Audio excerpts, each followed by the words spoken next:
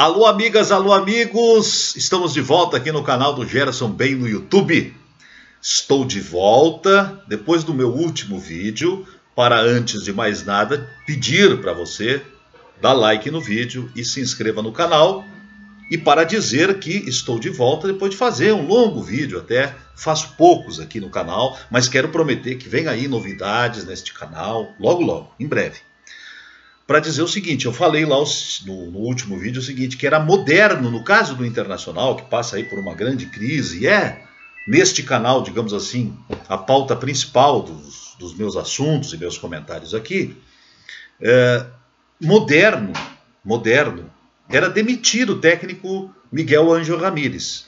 E disse que isso não é uma questão pessoal, nem de paixão, etc., de racionalidade mesmo, de gestão, já que tem aí uma discussão de modernidade, o que vem no futebol, o que é moderno, o que não é moderno, é preservação de trabalho, tudo isso é moderno. Então, diante dessas coisas assim, eu estava falando disso, moderno, quando você observa que a aposta não dá certo, é você fazer o que deve ser certo neste caso, e neste caso era demitir. E a demissão não é assim um ato de agressão, um ato pessoalizado, né? Até pelo contrário, essa gente do futebol ganha muito bem e tem multas rescisórias altas, etc. Eu nem vou entrar no mérito de quanto é, porque não se sabe, né? Ao certo, tem especulação de toda ordem, 1 milhão, 2 milhões, 5 milhões, 10 milhões.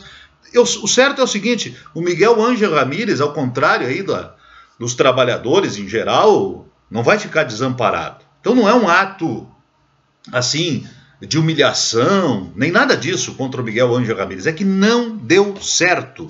E vejam, eu tinha, assim, uma expectativa de que ia dar certo. Mais do que tinha uma expectativa de que ia dar certo. No início do trabalho, eu achei que ia dar certo.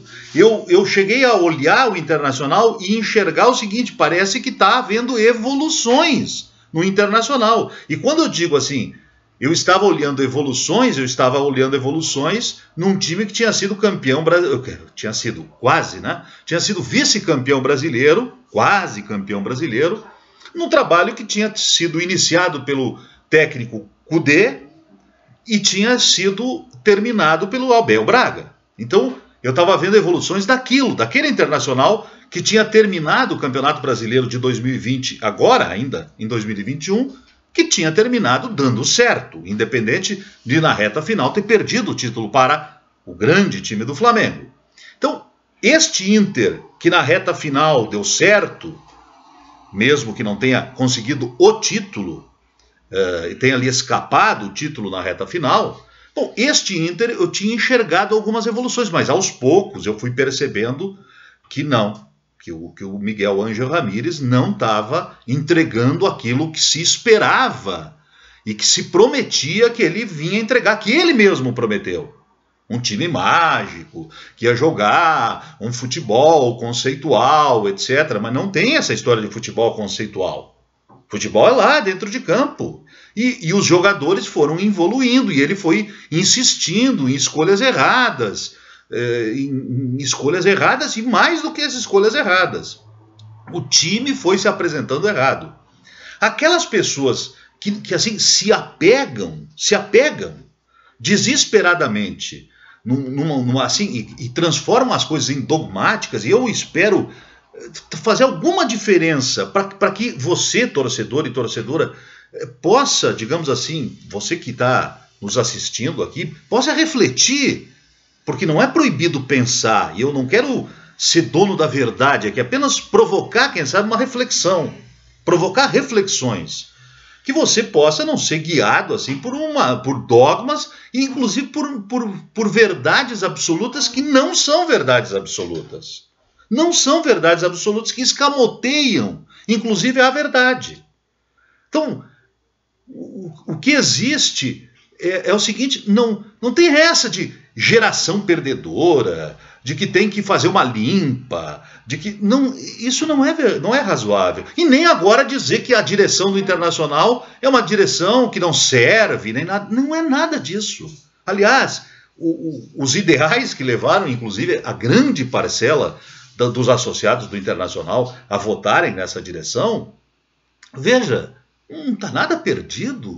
Os erros são, no futebol, fazem parte. Eu estou dizendo, e nós, inclusive, que somos analistas de futebol, uma porção de nós que analisamos aqui, que pretendemos fazer isso, os que são, como eu, assim, um velho cronista esportivo, que ficou muito tempo fora, mas que está voltando, e aqueles que permaneceram, e os mais jovens que estão aí, fazendo um excelente trabalho, se dedicando, todos nós cansamos de morder a língua, errar, fazer previsões que depois não se confirmam, ou muitas vezes dizer assim determinadas coisas que depois o campo resolve de forma diferente, e que a gente tem que mudar de opinião. Aliás, quem não muda de opinião nessa coisa do futebol está fadado geralmente a sofrer, a ser uma sofrência, ou fazer isso, ficar numa dogmática, inventando falsas verdades. Então a direção do Internacional pode acertar os rumos, nenhum problema.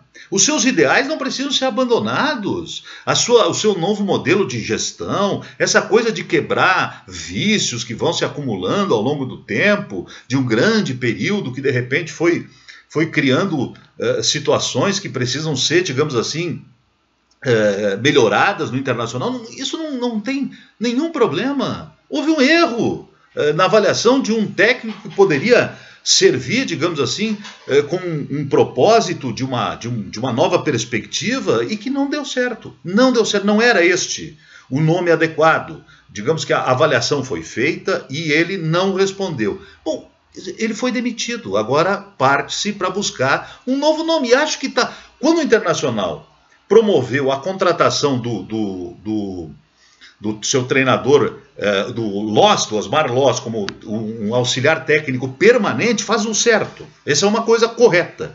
Ter sempre um auxiliar técnico permanente que pode assumir o time numa interinidade que pode durar 2 ou 3 jogos, e com uma certa calma você encontra uma outra alternativa. Fala-se do Lisca, fala-se do Barbieri. Eu não acompanho muito o trabalho do Barbieri, mas já disse aqui nesse espaço, e outros que eu ocupo, especialmente no Twitter, onde me manifesto sobre futebol, que o Ancélio Brustolin é uma espécie assim de guia, sob o ponto de vista assim, do futebol para mim. Meu ex-colega de rádio, etc., e meu amigo, né? E que, mais do que isso, né, colega e amigo, é uma figura que entende de futebol como ninguém das pessoas que eu conheço e convivo entende. Assiste, acompanha e conhece. E tem essa coisa, toda essa concepção assim que eu fui aprendendo talvez com ele, talvez seja seu discípulo. Muita coisa assim aprendi com ele, e tenho felicidade de ter aprendido, porque eu acho que estou assim numa linha justa, né? Fui amadurecendo e me sinto bem. Ele acompanha muito o trabalho do Barbieri e me diz, Gerson, o Bragantino faz excelente trabalho. Eu confesso que não posso avaliar, porque eu vi pouco o Bragantino jogar. Eu praticamente no último período vi só os 2 jogos que o Bragantino fez com o Internacional no Campeonato Brasileiro. Só. Os 2 jogos. E o Inter até ganhou os 2 jogos no ano passado do Bragantino. Ganhou no primeiro turno, quando ainda era o Cudê o treinador, e depois ganhou com o Abel Braga ali naquela reta final do Campeonato Brasileiro por 2-1. Mas, de fato, se apresentou bem o Bragantino, como de fato tem se apresentado bem. Então, mas o Ancélio acompanha e faz uma avaliação muito positiva do Barbieri. Então tem o Barbieri, tem o Lisca, fala-se do Diego Aguirre, de uma volta dele. Acho que todos são nomes que têm, digamos assim, que são nomes mais conhecidos, né? Mais conhecidos, assim, porque estão aqui no futebol brasileiro. O Lisca, com um tempo, fez um excelente trabalho no América. O Barbieri, portanto, tem inclusive um aval que para mim é muito importante, né, do Ancélio, assim, de uma avaliação, né, de quem eu respeito muito, né, que acabei de dizer. O Diego Aguirre já passou, fez, acho que um trabalho muito bom lá em 2015, teve aquele...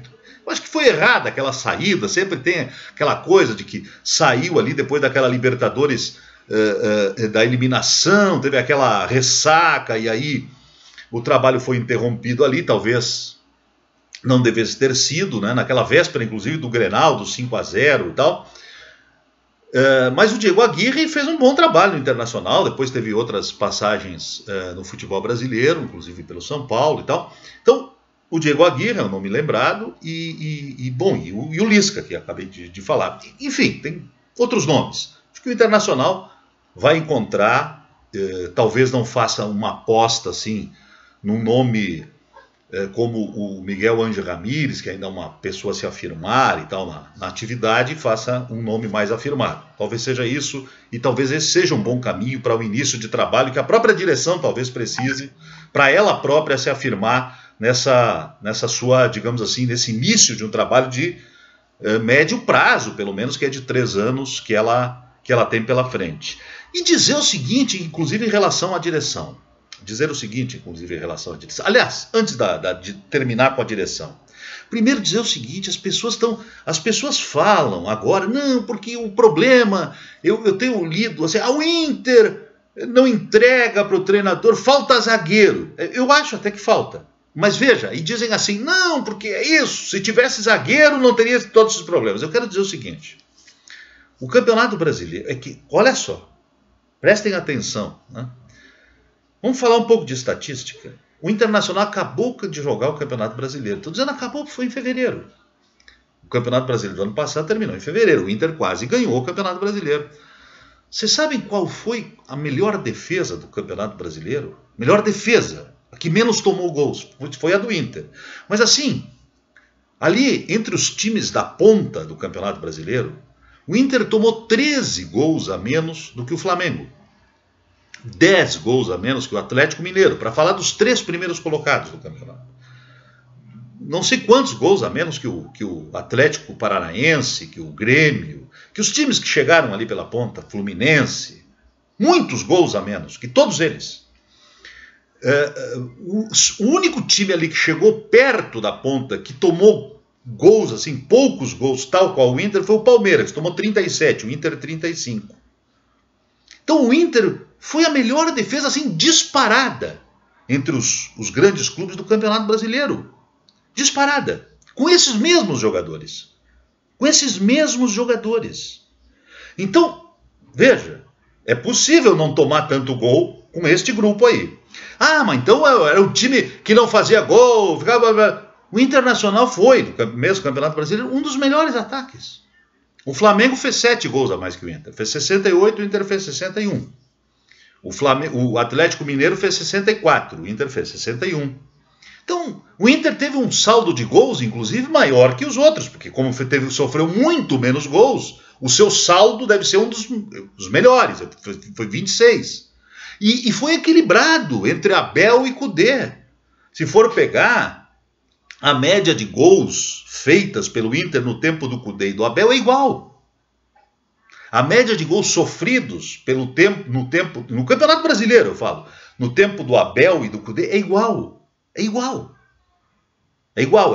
O Inter fez 1,6 gols por partida com o Abel, 1,61 e fez 1,6 com o Kudê. O Inter tomou 0,9 gols por jogo com o Abel e 0,9 com o Kudê. É a mesma coisa. As campanhas do Inter com o Kudê e com o Abel são iguais. Então, os 2 treinadores que treinaram o Internacional no Campeonato Brasileiro, com estes jogadores que estão aí, e que levaram o Internacional, os 2, né? Um que chegou até o 20º jogo e outro do 21º ao 38º, levaram o Internacional ao quase título brasileiro com este mesmo grupo de jogadores, à exceção agora de alguns que se machucaram pelo caminho e que estão voltando.